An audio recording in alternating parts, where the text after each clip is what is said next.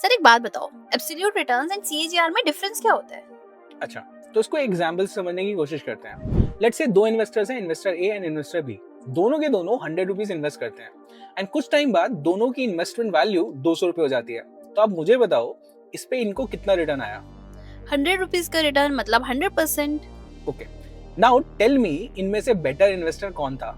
अरे सर, दोनों के 100% रिटर्न्स आए हैं, तो हम ये कैसे कैलकुलेट कर सकते हैं कि कौन बेटर इन्वेस्टर था?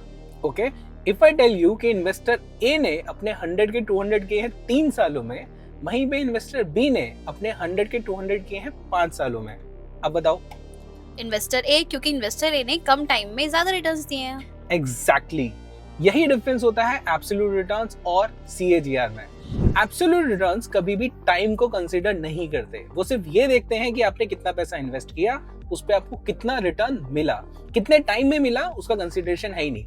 इसलिए if I look only at absolute returns तो मैं किसी भी इन्वेस्टमेंट ऑप्शन को कंपेयर नहीं कर पाऊंगा, क्योंकि 100 के 200 मेरे 3 साल में भी हो सकते हैं, 5 साल में भी हो सकते हैं, 10 साल में भी हो सकते हैं, हो सकता है 20 साल लग जाए 100 के 200 होने में। यहीं पे सीएजीआर आपको एक लेवल प्लेइंग फील्ड प्रोवाइड करता है, जहां पे आप दो इन्वेस्टमेंट्स को कंपेयर कर सकते हो while looking at returns.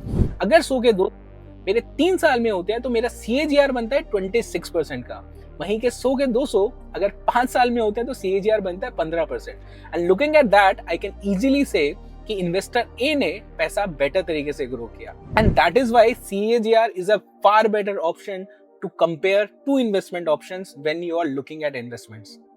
So I hope it is clear to you now absolute return and CAGR में difference क्या होता है।